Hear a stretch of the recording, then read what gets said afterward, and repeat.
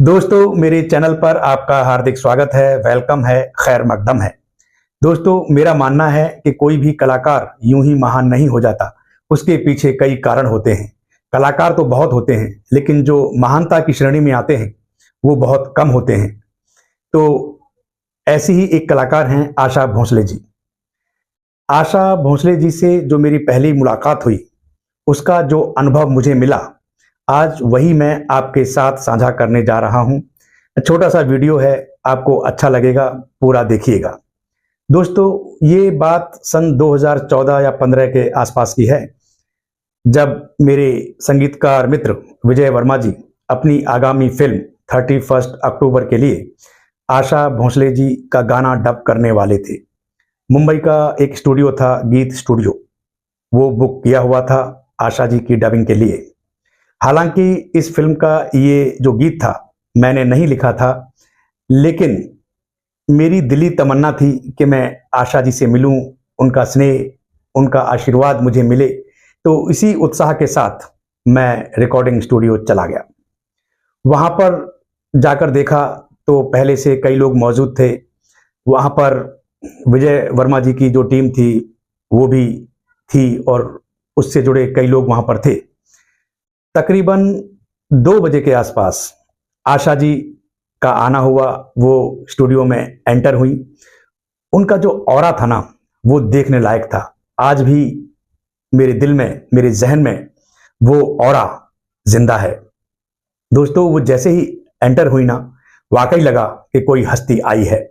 उनके सम्मान में सभी लोग खड़े हो गए। मैंने आगे बढ़ के उनके चरण स्पर्श किए तो उन्होंने धीरे से मेरे सिर पर हाथ रखा और कहा, खुश रहो, खुश रहो, ऐसा उन्होंने कहा। उन्होंने मेरी तरफ मुड़कर मुझसे मेरा नाम पूछा, तो मैंने अपना नाम बताया। फिर उन्होंने पूछा, क्या करते हो? तो मैंने कहा, मैं गीत लिखता हूं। अच्छा, ये गीत तुमने लिखा है? उन्होंने पूछा। तो मैंने कहा, नहीं, ये गीत मैंने नहीं लिखा है, लेकिन मेरी दिली तमन्ना थी कि मैं आपके दर्शन करूं, आपका आशीर्वाद मुझे मिले। आशा जी थोड़ा मुस्कुराई और बोली, कोई बात नहीं, आगे कभी तुम्हारा गाना गाएंगे।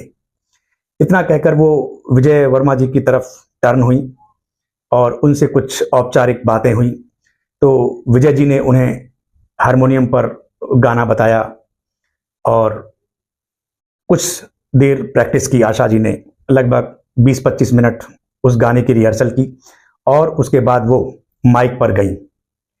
दोस्तों उन्होंने जैसे ही गाना शुरू किया, उनका जो एनर्जी लेवल था ना, वो देखने लायक था। ऐसा लग रहा था जैसे वही आशा भोसले गा रही हैं जो 50-60 साल पहले ओपी नैयर साहब के लिए या एस डी बर्मन साहब के लिए या आर डी बर्मन साहब के लिए गाया करती थी। हालांकि आशा जी 70-75 साल की थी 2014 या 15 के आसपास, लेकिन उनकी ऊर्जा और उनके उत्साह को देखकर हम सभी लोग अचंभित थे। कमाल का ऑरा था आशा जी का। दोस्तों लगभग 1 या सवा घंटे में उन्होंने अपनी रिकॉर्डिंग खत्म की।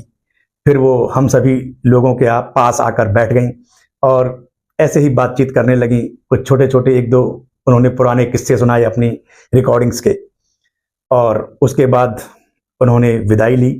दोस्तों आशा जी से जो मेरी ये पहली मुलाकात थी, मेरे लिए एक अविस्मरणीय मुलाकात बन गई।